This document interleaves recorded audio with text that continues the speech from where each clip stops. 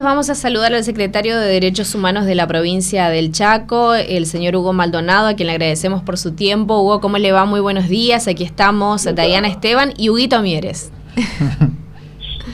¿Cómo les va? Un gusto saludarlo. Pero nosotros muy bien, ¿cómo está usted? En principio quería preguntarle porque sé que la Secretaría estuvo participando como querellante en la causa del chapista y hace algunos días atrás nada más se conocía la sentencia contra las personas involucradas en este homicidio. ¿Qué opinión le refiere justamente este juicio abreviado al que se ha llegado? Bueno, como decías vos, nosotros fuimos parte como querellantes. Recordemos a la audiencia que estamos hablando de el asesinato de Antonio Ramón Ramírez, y el caso se conoció como el del chapista. El día 1 de septiembre, en horas de la noche, se dirigió hacia un kiosco en la ciudad de Fontana.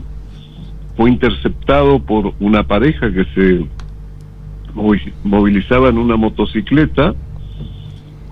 Lo abordan para robarle la moto. Ramírez entrega la moto y de todos modos es fusilado. Las imágenes son contundentes. Estos días algunos medios recordaban esta imagen, ¿no? Y como decís vos, estuvimos convocados el día viernes de la semana pasada por la doctora Julieta Dancy, que es la jueza que intervino. No concluyó el viernes porque faltaba una de las partes, que era la traductora de lengua cuom, toda vez que Cabral y Fernández, el autor y la coautora, son de la etnia cuom, y pasamos a un cuarto intermedio y finalmente el día lunes se leyó la sentencia. El juicio abreviado, recordemos que es el acuerdo de partes, la propuesta de la defensa en este caso, y se requiere el reconocimiento de las partes, en este caso de Cabral y de Fernández, que fueron ellos quienes cometieron este delito. Esto concluye en una condena de 25 años para Cabral, de cumplimiento efectivo. Recordemos que Cabral venía con antecedentes ya de haber participado de un homicidio cuando era menor de edad, de otra condena, y esta es la tercera. Entonces son 25 años de cumplimiento efectivo y 15 años para la señora Fernández. La señora Fernández es quien se queda con la moto en la que ellos se trasladaban, y Cabral roba la moto de Ramírez. Los 15 años de la señora Fernández son de prisión domiciliaria. Porque ella tiene un hijo menor, claro. Doctor, recién hacía referencia a que esta es la tercera sentencia que va a tener que cumplir el Bati, así lo apodaban justamente, lo apodan al autor de este homicidio terrible. ¿Es necesario que hablemos de reincidencia, de reiterancia, de hechos en los que personas o delincuentes están bajo libertad condicional o recuperan su libertad después de haber cumplido una sentencia y vuelven a delinquir? Sí, es una conducta, digamos, y es una cuestión que se discute. De acuerdo a determinados criterios que tienen los jueces que actúan. Bueno, hay muchos casos de resonancia, digamos, que personas que tuvieron el beneficio de la libertad por determinadas leyes, bueno, terminaron reincidiendo. Recordemos el caso de Tatiana, ¿no? Sí. A esta chica que el remisero, que le dieron el beneficio del 2x1, viene de Buenos Aires a vivir al Chaco, y bueno, ahí recordamos el asesinato de Tatiana, una cuestión, digamos, que tiene discusiones de acuerdo a la interpretación y a los casos que se dan. Doctor, ¿cuál es el rol de la Secretaría de Derechos Humanos en causas judiciales a la hora de intervenir como querellantes?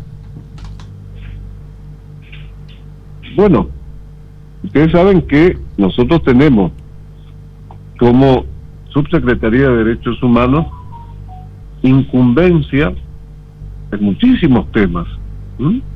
Yo puedo contarles algunas de las querellas que estamos llevando como Subsecretaría de Derechos Humanos a propósito de las definiciones políticas que tenemos de parte.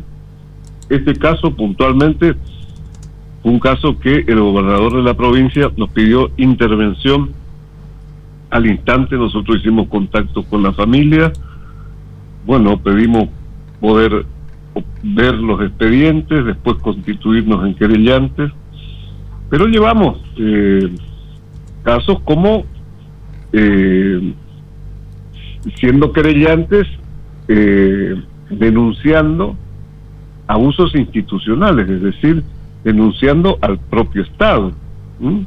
Puedo hablarles de un caso que también fue resonante y que nos llevó a profundizar en trabajos y propuestas que estamos llevando adelante, que ya les cuento, que es el caso Agudo.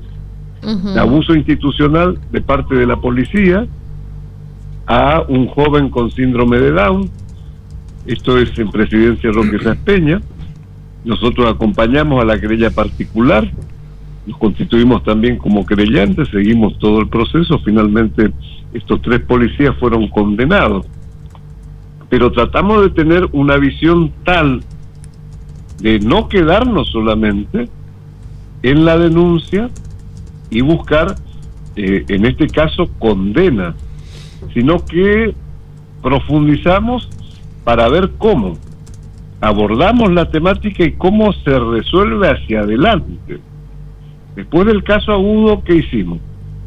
En cooperación del Ministerio de Seguridad, el Ministerio de Gobierno y el IPRODICH, dictamos una capacitación para las 6 comisarías que tienen presencia en Presidencia Roque Sáenz Peña, entendiendo que el Estado muchas veces, a través de políticas erradas de los gobiernos, no da capacitación como herramientas, en este caso concreto, de abordaje de la fuerza de seguridad a personas con discapacidad. Entonces dimos esa capacitación en Sáenz Peña y ahora estamos preparando un cronograma para toda la provincia. Pero armamos un programa de capacitación que básicamente tenía que ver con hacer conocer las convenciones internacionales, las leyes provinciales, algunos casos, y vimos que esto no era suficiente. Entonces, creo, Dios mediante, la semana que viene vamos a estar presentando un trabajo que es el borrador del protocolo de abordaje de la fuerza de seguridad para personas con discapacidad. Digo, dotar a la policía de esta herramienta, que bueno, ustedes saben que un protocolo es básicamente un manual de cómo se debe actuar, y en este caso cómo definir algunas situaciones, cómo reconocer algunas características para el abordaje de la fuerza de seguridad con personas con discapacidad. Ahora estamos en este momento siguiendo de cerca el expediente del caso de Villa Bertés, un caso que se hizo público hace 2 semanas a través de las redes, y bueno, nosotros pedimos correr vista. Hay una discusión ahí a propósito de qué fiscalía va a intervenir, pero nosotros ya desde rápido, después de conocer el hecho, pedimos correr vista y bueno, estamos a la espera de tener más información para ver si nos constituimos también en querellante en esta causa. Doctor, buenos días, ¿cómo le va? Esteban Melamú lo saluda. Hay mucho desconocimiento por parte de las fuerzas de seguridad en cuanto a este protocolo de discapacidad, no sé si es así el nombre correcto, y cuáles son, si, en el caso de haberlas, ¿no? ¿Cuáles son esas principales falencias o desconocimientos que hay por parte de las fuerzas de seguridad en este sentido? No, el primer problema es que no hay un protocolo. ¿No se creó un protocolo? ¿No se creó un protocolo? No hay un protocolo. Ajá, ok. No, es lo que les estoy diciendo. Sí, Nosotros vamos a elevar a lectura del ministro de Gobierno y del ministro de Seguridad un trabajo que hemos hecho durante todo este año en cooperación de la Subsecretaría de Derechos Humanos con el IPRODIC. Pero no existe. Este es un problema de fondo, digamos. Por eso digo, no tomamos los casos, sino que tomamos el tema. Y el tema aquí es tener un protocolo y capacitar a las fuerzas de seguridad, porque es darle una herramienta para saber cómo desempeñarse en este sentido. Doctor, voy a apelar a su trayectoria política y de vida, ¿no? ¿Cómo es trabajar con derechos humanos en un gobierno como el de Javier Milei? Yo sé que por ahí no tiene injerencia a nivel nacional mucho, pero quería saber su opinión con respecto al tema. Miren, trabajar en derechos humanos es en cualquier tiempo y con cualquier presidente. Nosotros tenemos una adhesión a la Declaración Universal de los Derechos Humanos. La reforma del año 94 hace de que la Argentina se adhiera a 18 tratados internacionales vinculados a derechos. Entonces, quien promedie el gobierno, sea el presidente que fuera en el gobierno, el trabajo y la obligación que tenemos, quienes tenemos responsabilidades como las que me encomendó el gobernador de la provincia, tenemos que trabajar para eso. Digo, me parece que hay que tener una visión amplia, porque a mí me dicen, a ver, ¿qué está haciendo la Subsecretaría de Derechos Humanos? Bueno, trabajamos en las querellas, trabajamos en el protocolo, pero por ejemplo, seguimos muy de cerca todo el proceso que está llevando adelante el gobernador de la provincia con el ministro de Infraestructura, porque aquí mucho tiempo Jarabe de Pico eran abanderados de los derechos humanos, pero la mitad de la provincia no tiene acceso al agua potable. Entonces, yo no tengo capacidad como Subsecretaría de Derechos Humanos de construir el acueducto, pero tengo la responsabilidad de seguir los trámites que está haciendo el gobernador de la provincia y el ministro de Infraestructura para consagrar este derecho. Cuando hablamos de derechos humanos tenemos que hablar de esas cosas, no tenemos que hablar sesgadamente.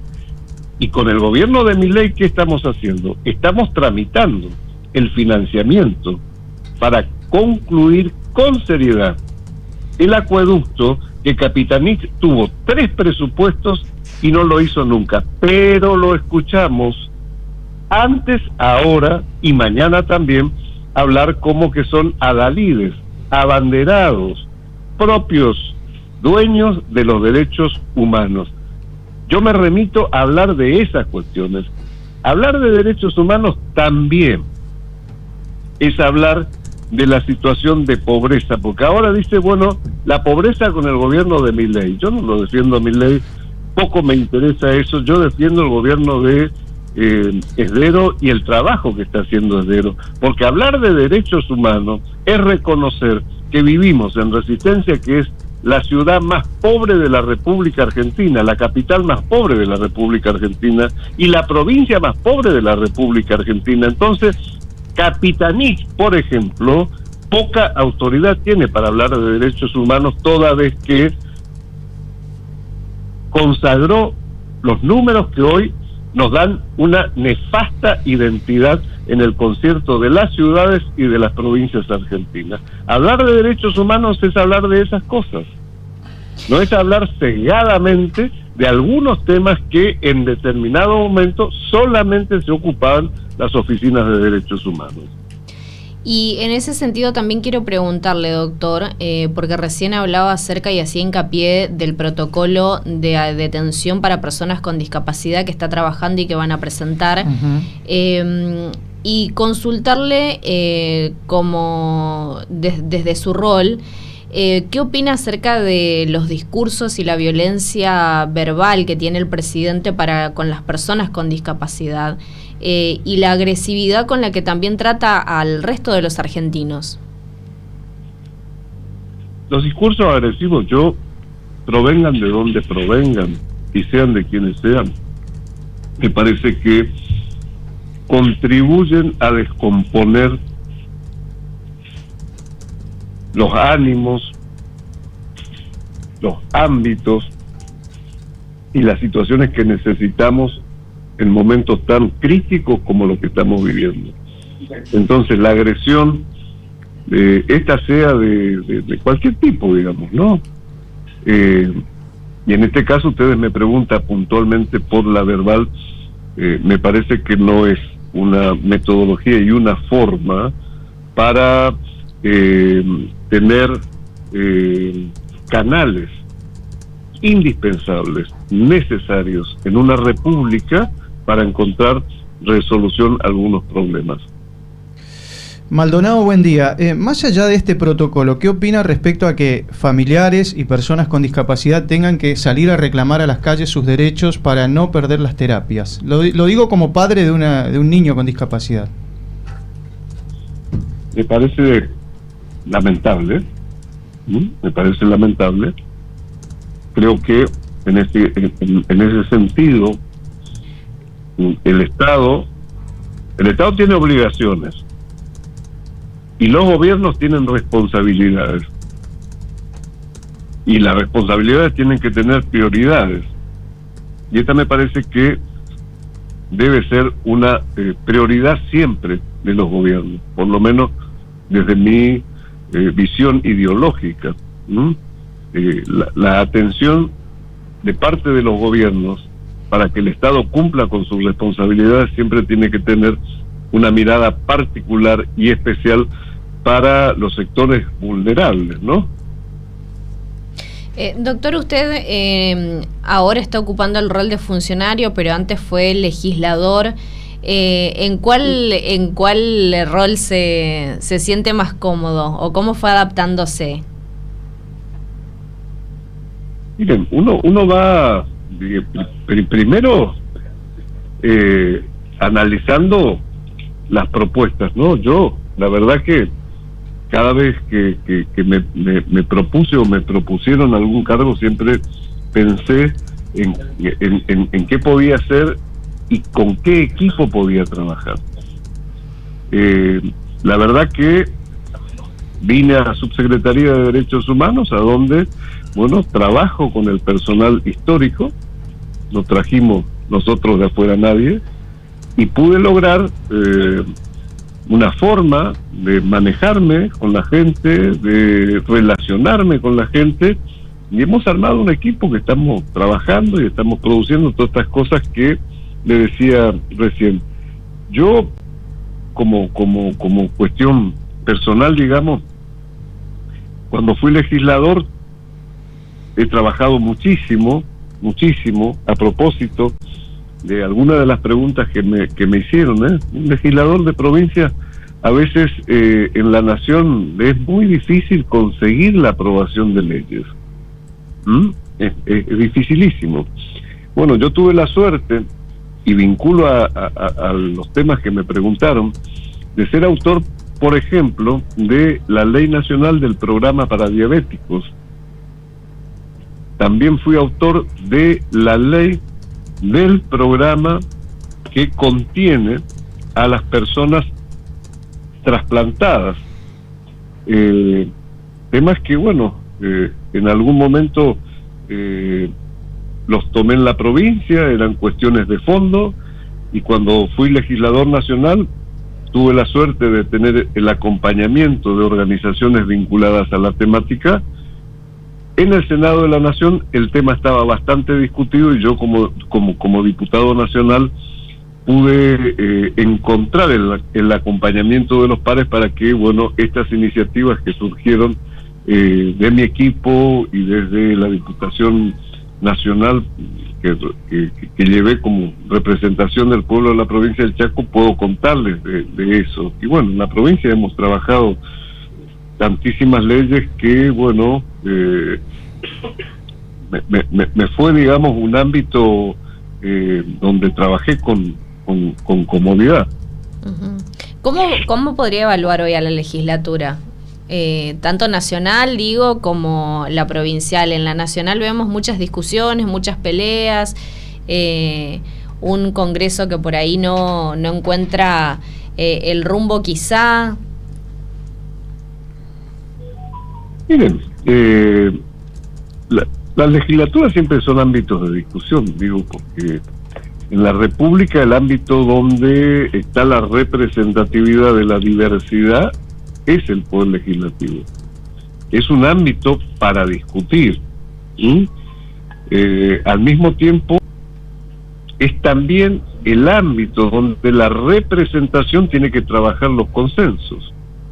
Por eso es la pregunta que ustedes me hacían de la agresividad verbal. Yo he participado de temas muy calientes y de debates muy calientes, a donde, bueno, el respeto nos permitía retomar conversaciones cuando no teníamos entendimientos, nos permitía encontrar caminos para resolver problemas. Y a mí me tocó una legislatura donde, bueno, cuando fui diputado nacional, la mayoría abrumadora del kirchnerismo tenía también actitudes de tipo autoritario. Digo, cuando querían se debatía, cuando no querían no se debatía. La Cámara funcionaba muy de vez en cuando. Bueno. Claro. ¿Y qué le pasa, doctor, cuando ve, por ejemplo, que los miércoles se golpea a los jubilados, cuando van a la marcha, digamos, a nivel nacional, cuando ven que, bueno, ellos van a reclamar por su derecho, que también es básico? Ahí se nos cortó. Ahí está. Bueno, perfecto. A ver, vamos a... Doctor, ¿nos escucha? Bueno, vamos a tratar de continuar con la comunicación con el doctor Maldonado, ¿no? Muy amablemente, como siempre, el doctor, y siempre predispuesto a contestar todo, y eso valoramos muchísimo, ¿no? Y además un gran amigo, una gran persona, digamos, que siempre está dispuesto a contestar y hablar y a apartarse un poco de su tiempo para atendernos y para contestar todo. Doctor, ahí está, se nos cortó. Bueno, decíamos, ¿no? Que le agradecemos un montón siempre, porque siempre usted está, nos contesta todo lo que le preguntamos, siempre muy amable, con un nivel intelectual superlativo también, así que eso valoramos un montón. No, le decía, ¿qué siente usted cuando ve que se golpea a los jubilados, que se los apalea cuando van a reclamar sus derechos humanos básicos, ¿no? Todos los miércoles a nivel nacional, ¿no? Es todo un tema, lógicamente, que cualquiera que ve que se agreda a una persona mayor tiene reacciones de empatía, de sentimientos particulares. Estamos hablando siempre de sectores vulnerables. Sí. Entonces, a mí la violencia no la admito de ninguna manera, y cuando se expresan de esa manera y hacia esos sectores, por supuesto que uno se pone sensible. Y lo malo de esto es que no aprendemos definitivamente algunas lecciones que nos dio el transcurrir de la democracia, porque de estos hechos los conocemos, de Norma Pla, de algunas movilizaciones durante el kirchnerismo, estas cosas que vemos ahora. Digo, estas cosas tienen que quedar como las cosas que de consenso no queremos los argentinos, y que de consenso los seres humanos no queremos. Y el tema de de los adultos mayores es toda una temática. Anoche hablaba con un médico, ¿no? Tenemos un sistema armado de tal modo que todo está definido para personas que promedian 60 años. Digo, el capitalismo al modo de tal modo la cosa que todo está armado en torno a ese promedio. La ciencia, la medicina nos han regalado un promedio de 20 años más. Entonces hoy estamos con un promedio de personas con 80 años y los gobiernos y la política no están discutiendo a propósito de las nuevas responsabilidades que tiene el Estado de dar contención a estas personas, porque bien, va creciendo la expectativa de vida, pero con la expectativa de vida van creciendo otras cosas que podemos hablar de necesidades, digamos. La necesidad de determinada alimentación, de el esparcimiento, de tratamientos propios para vivir esos próximos esos 20 años que tenemos de más expectativa de vida. Entonces, bueno, estas cosas son las cosas de fondo, que en esto tenemos que tener consensos. Doctor, por último, no quiero dejar de preguntarle y agradecerle ya por su tiempo. Como hombre de la política partidaria, ¿qué opina acerca de esta alianza entre el gobierno oficialista y la Libertad Avanza, llevando la bandera de la Libertad Avanza en la lista de los candidatos a representación legislativa nacional para las próximas elecciones de octubre?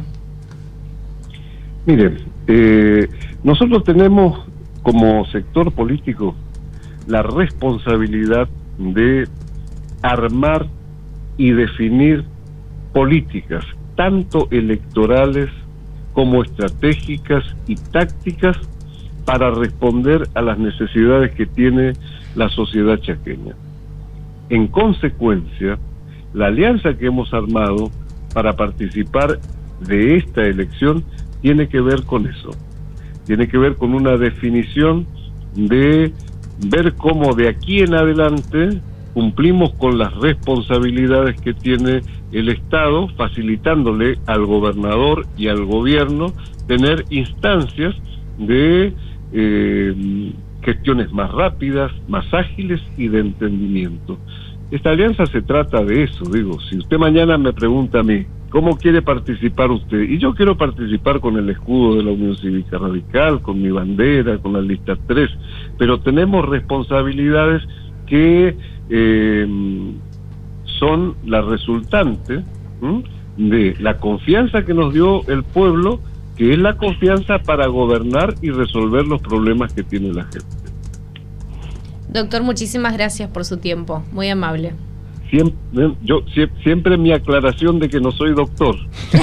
Perdón. Pero recién lo estábamos debatiendo. Pero no le falta mucho igual, ¿eh? Háganos el favor y haga un doctorado. Así nos facilita. Muchas gracias. Abrazo. Gracias a usted.